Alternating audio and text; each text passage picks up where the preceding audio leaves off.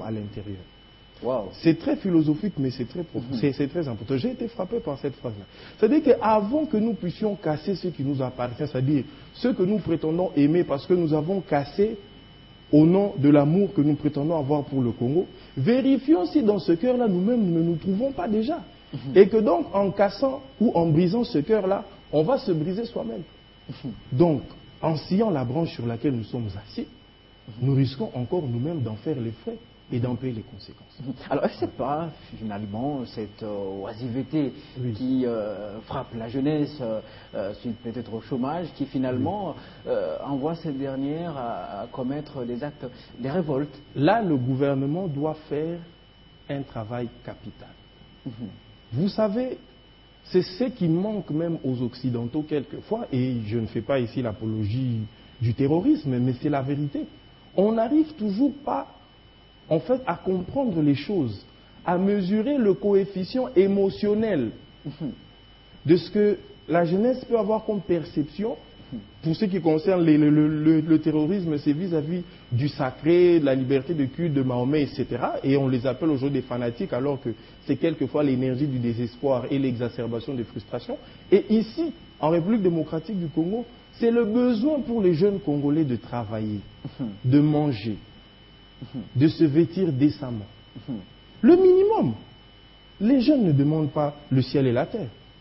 Et si le gouvernement met en place cette politique de comprendre et de tenir compte de ce que cela produit sur le plan émotionnel pour un jeune de pouvoir se réveiller le matin, aller au bureau, desserrer sa cravate à 19h quand il rentre à la maison, ou même pour ceux qui ne se mettent pas en cravate pour aller au bureau, mais revenir fatigué avec quelque chose en poche, c'est tout ce qu'ils demandent.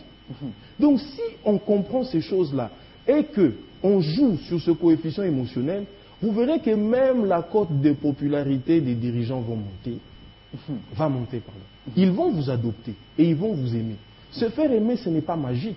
Vous comprenez? Donc, il suffit quelquefois de faire des choses simples, basiques. Je crois que vous devez être marié. Vous savez que... Bon, d'accord.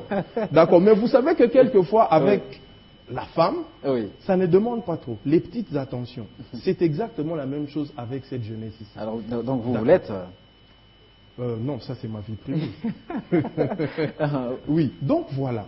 Si le gouvernement mettait en place des politiques qui puissent aller dans le sens de pouvoir promouvoir les petites initiatives, les petites activités, de pouvoir rassembler les jeunes pour pouvoir leur offrir des opportunités, des portes de sortie dans la vie, ils vont se faire aimer comme ils aiment si bien l'être. Alors, c'est peut-être aussi le manque d'initiative de la part de ces derniers, parce qu'il y a ceux-là qui préfèrent discuter musique, discuter footballeur.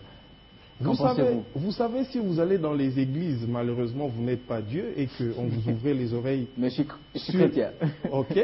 Sur le nombre de requêtes qui sont adressées, je crois que 80%, c'est pour avoir un travail.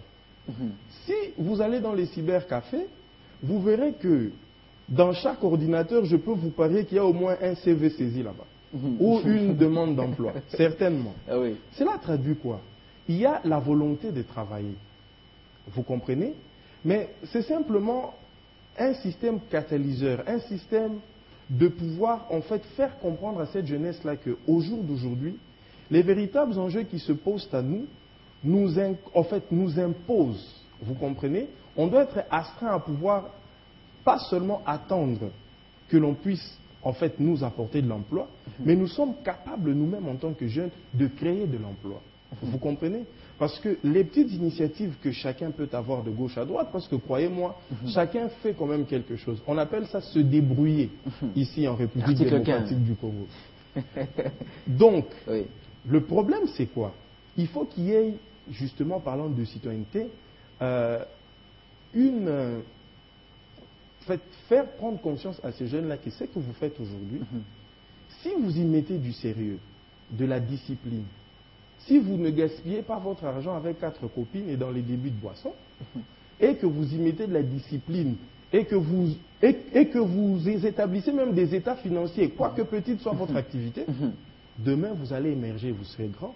Parce que tous ceux qui sont devenus grands aux États-Unis et partout dans le monde ont commencé comme vous. Mais le problème, c'est qu'il vous manque la vision. Parce que la vision, en fait, c'est un curseur qui détermine même le degré et le niveau de satisfaction.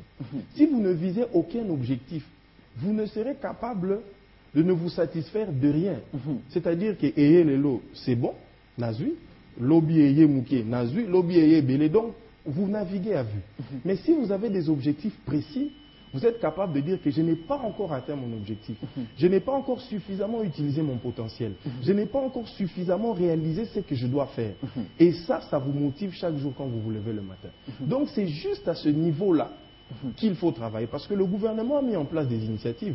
Au jour d'aujourd'hui, en 2 jours seulement, avec le guichet unique pour les investissements, vous pouvez créer une entreprise, ce qui était chose impossible. Au jour d'aujourd'hui, nous avons senti quand même que le gouvernement a mis en place, c'est-à-dire que plusieurs initiatives de ce genre-là. Au jour d'aujourd'hui, nous sommes dans l'OADA. Au jour d'aujourd'hui, j'ai senti même que le pouvoir judiciaire aussi prend de plus en plus d'initiatives pour pouvoir trancher plus équitablement les litiges. C'est ça, en fait, les rôles de l'État. Un État moderne, en fait, a simplement, c'est-à-dire s'occupe du côté juridictionnel, évidemment, mais également les initiatives créent les conditions, créent le climat pour pouvoir faire émerger les initiatives privées.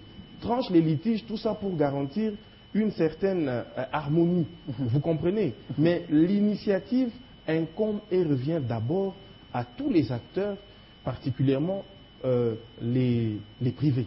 Est-ce que vous pensez aujourd'hui que les acteurs politiques, les partis politiques, les chefs des partis sont prêts à véhiculer ce genre de message? Non, désolé, malheureusement, non.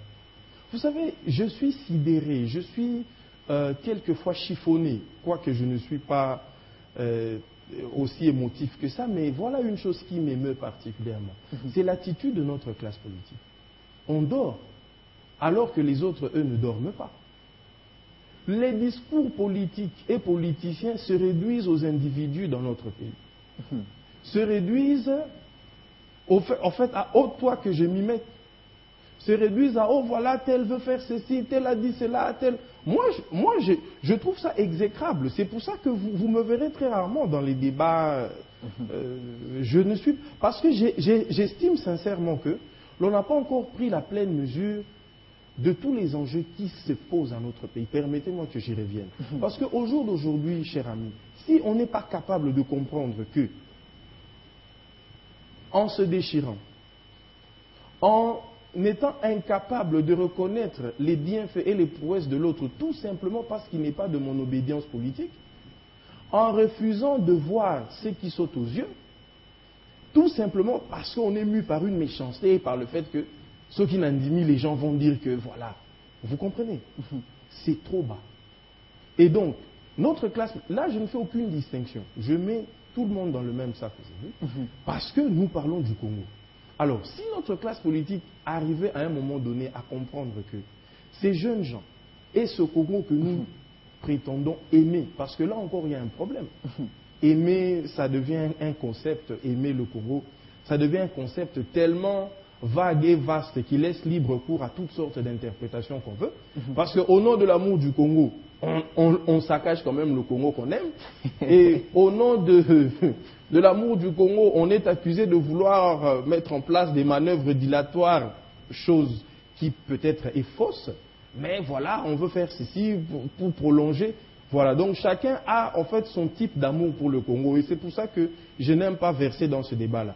Mais si il faut parler de la véritable manière, entre guillemets, d'aimer le Congo, c'est d'être capable de se préparer à faire face aux enjeux, être capable de défendre ce pays face à ses véritables ennemis, qui ne sont pas toujours ici, qui sont à l'extérieur.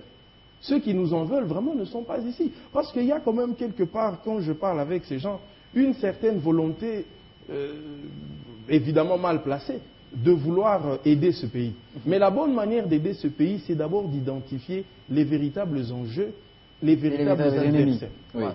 Alors, parlons maintenant de cette loi, parce que c'est elle, finalement, qui a été à la base de tous ces remous auxquels nous avions assisté au courant de cette semaine. Est-ce que c'est à tort que l'opposition est descendue dans la rue? Non. Dire que c'est à tort, je dirais non, mais je dirais que c'est à tort qu'on a poussé les jeunes à vandaliser. Parce que l'article 25 de la Constitution garantit les manifestations, les rassemblements, etc. Vous comprenez? Mais simplement, cet article dit qu'il faudrait que cela se fasse dans les normes, sans armes, et que l'on puisse manifester pacifiquement. Mais la manifestation a été tout sauf pacifique. Donc, ce que moi je voudrais dire, c'est que ce qui fâche, en fait, c'est l'article 8 de cette loi qui semble... Mais on ne voit que l'article 8. Voilà encore cette mauvaise façon de percevoir les choses. Il y a beaucoup d'innovations qui ont été couchées, coulées dans cette loi. Beaucoup. La possibilité pour les femmes d'être plus représentées. La volonté d'éliminer les candidatures fantaisistes, je dirais même fantastiques. La nécessité pour nos compatriotes qui se trouvent à l'étranger de pouvoir voter. Une mise sur pied d'une politique beaucoup plus transparente et inclusive, c'est-à-dire qu'une meilleure identification de tous les acteurs prenant part au processus électoral. Donc tout cela, ce sont des innovations. Mais le problème, justement, le problème qui fâche se trouve à l'article 8, qui voudrait que l'on puisse subordonner finalement l'organisation des élections à ce qu'on appelle, en fait, aux conclusions de l'ONIP, c'est-à-dire que dès lors que... Au résultat du recensement. Voilà, justement. Alors, c'est ça qui pose problème. Mais moi, je pense qu'il y a une abondante jurisprudence dans le monde qui renseigne que cela a été... En fait, il y a eu des recensements qui se sont faits en fait, en si peu de temps. Alors moi, j'aimerais quand même ici comprendre l'élément axiologique. Bon, on ne va pas entrer dans trop de droits, mais je veux dire, c'est que la loi veut protéger... en voulant en fait que l'on puisse subordonner les élections en fait aux conclusions du recensement. C'est là peut-être je pense qu'il faut qu'il y ait une communication et que tous les acteurs puissent se mettre ensemble dans une logique compromissoire pour que les uns et les autres s'expliquent les véritables raisons, parce qu'il ne faut pas toujours que l'on puisse être trop émotif et épidermique quelquefois. Il y a peut-être des bonnes raisons. Mais ces bonnes raisons doivent être expliquées et ces bonnes raisons doivent être mises sur la table et discutées entre tous les acteurs, parce que pour une loi aussi éminemment politique, il faudrait que soit dégagé un consensus en amont pour éviter a posteriori des contestations, des problèmes et des choses comme ça. C'est peut-être la raison c'est peut-être ça le rôle du Parlement. Bien, j'ai entendu des initiatives timides de communication, mais je pense que ça doit aller au-delà de cela. Il faudrait véritablement qu'on se retrouve, on dit, bon, vous dites qu'il faut subordonner l'organisation des élections. Pour quelles raisons? On explique les raisons. Et n'est pas directement prêter des intentions, peut-être que les autres... Oh, voilà, s'ils ont dit ça, c'est parce qu'ils veulent nécessairement prolonger le mandat. C'est une position qui me semble tranchée et qui me semble, je dirais, en fait, trop avant-gardiste, c'est-à-dire qu'il n'y a plus un minimum de confiance. Alors que pour établir un véritable dialogue, il faut que l'on parte sur la base de la confiance mutuelle. C'est-à-dire que vous, d'un côté, c'est-à-dire ceux qui veulent que l'on puisse subordonner les élections, présentent les vraies raisons pour lesquelles ils le veulent. Mais là-bas aussi, il faut qu'il y ait une attitude d'écouter et de comprendre. Pas simplement de prêter une intention a priori. C'est là qu'on va dégager un véritable consensus autour de cette loi-là. Et si on arrive à s'entendre, c'est bon, tant mieux. Donc pour vous, il faut qu'il y ait un dialogue. Vous savez, nous avons besoin d'un dialogue pour beaucoup de choses dans ce pays. Et je félicite l'attitude de l'IDPS qui s'inscrit au jour d'aujourd'hui dans cette logique-là. Parce que comme je vous l'ai dit, permettez que je vous le répète encore, c'est un luxe qu'on ne peut pas se permettre aujourd'hui en tant que République démocratique du Congo. Nous ne pouvons pas nous permettre des déchirements aussi extrêmes. Cela va nous coûter très cher. Peut-être pas maintenant, mais dans 5, 10, 15 ans. Si on a transformé tous les jeunes en badauds, vous me donnerez raison. Donc, il faut dialoguer, il faut parler, il faut arriver à s'entendre, mais dans un climat de confiance et de concorde, et non pas pousser à faire ceci, à faire cela, tout ça. Non, alors, ça, on a eu à contacter ou à interroger quelques-uns de manifestants qui disent que, effectivement, nous, on nous a appris que cette loi permettra au chef de l'État de se maintenir au pouvoir jusqu'en 2025. N'est-il pas le temps pour la majorité ou ceux qui ont initié cette loi de la vulgariser finalement?